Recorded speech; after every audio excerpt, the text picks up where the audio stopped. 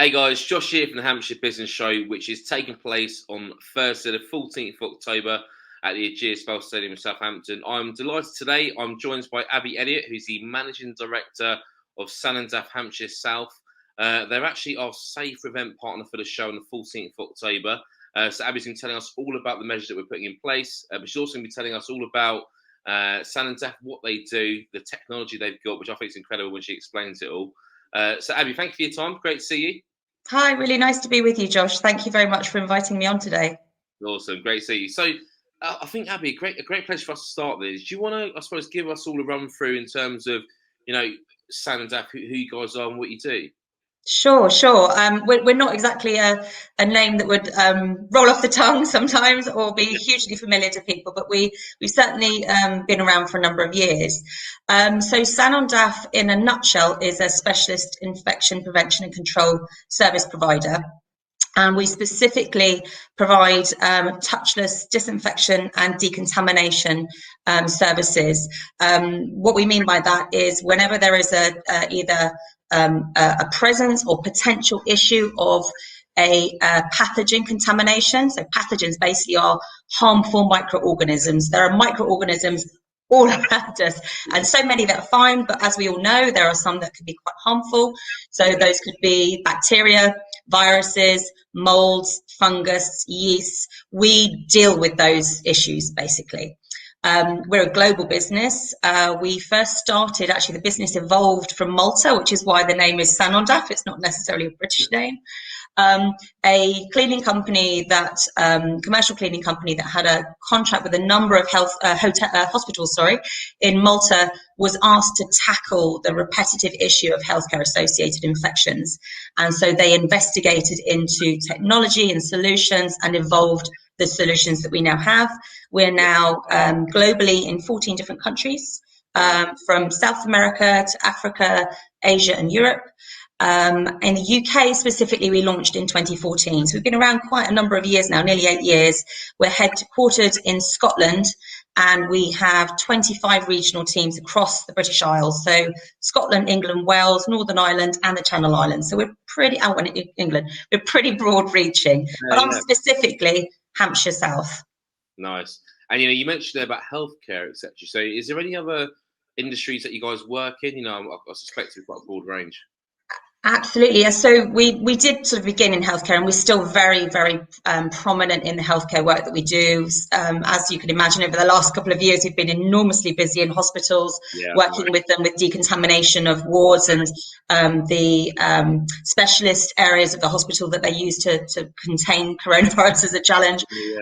But we also work in clinical and scientific research laboratories, university laboratories. So whenever there's any kind of study, they need to decontaminate in between the studies and decontaminate the equipment and all of the environment, and we do a lot of work in that respect.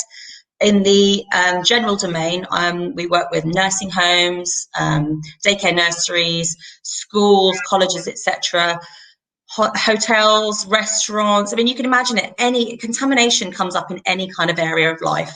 So there's not really many areas that we haven't worked in. We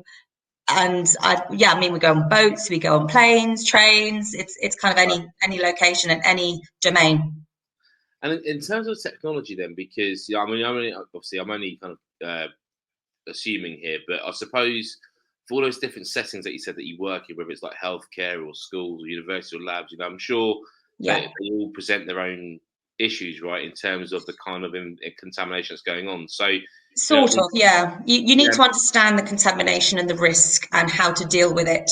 You need to understand the transmission pathways, really, truthfully. That's a really critical one. We work with 3 different types of technology.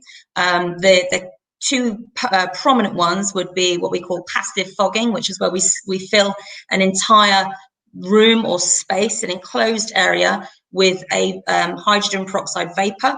And it has to reach a certain density for us to know that it is actually going to kill or destroy, because you can't kill viruses, but you can destroy them. You can kill bacteria, etc. We need to know that we achieve that density of HPV, we call it, to be effective. And that has a requirement for a kind of a dwell time. So we close that area off. and then when the vapor has settled, it begins to break back down into water and oxygen. So a really key thing is the technique that we use leaves no chemical residue, which is really, really important, specifically for, you know, any kind of healthcare setting or nursing home or daycare nurseries where you've got vulnerable people who may have delicate, fragile skin, etc. We also use electrostatic spray, which is really, really valuable when we're doing really awkward confined sort of equipment. So in hospitals, a lot of intensive care units, they need, or neonatal units, they need very small, intricate equipment decontaminated, and our electrostatic technique can resolve that.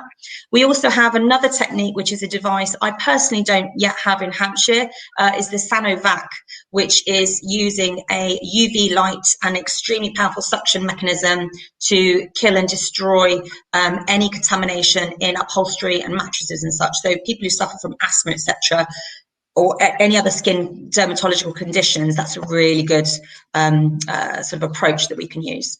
Yeah. Do you know what I found fascinating there? You said that you can't kill viruses, you can destroy them. Do you want to know why?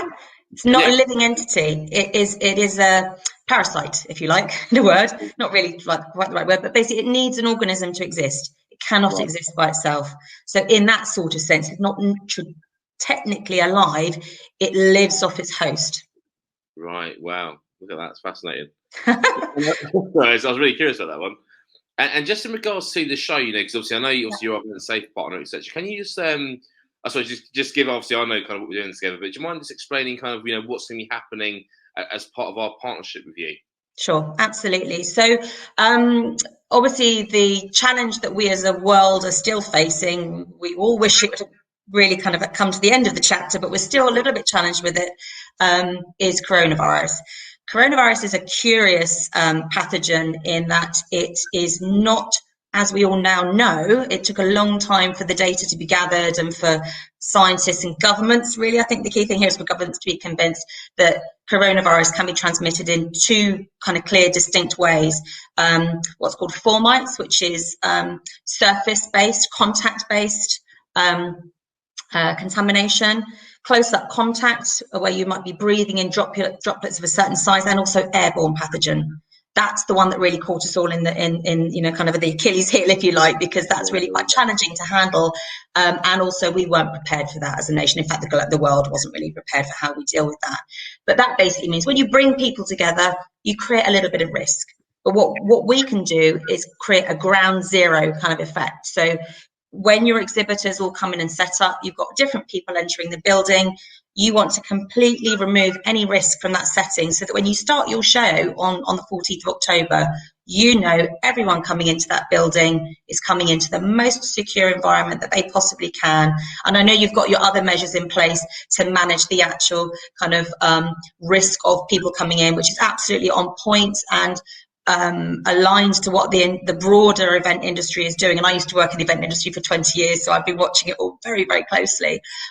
So this is kind of, if you like, the best practice approach. So you've got your core infection prevention mechanisms in place, and this is that top best practice element on top. That's great. And obviously, I know, in terms of, I think you mentioned on the technology there, we're going to be fogging, is that right?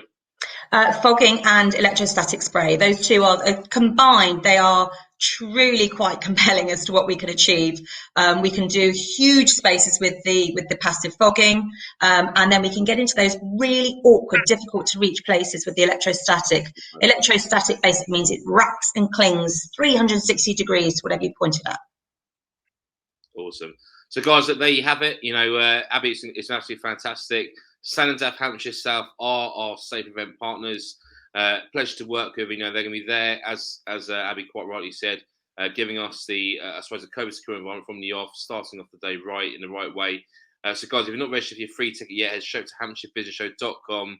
You know, Thursday, 14th of October. I think we're 9 weeks away at this point of filming this interview. And I look forward to seeing you all there. Abby, I look forward to seeing you and the team in October. Absolutely. Thanks very much, Josh. Yes, take care. Bye.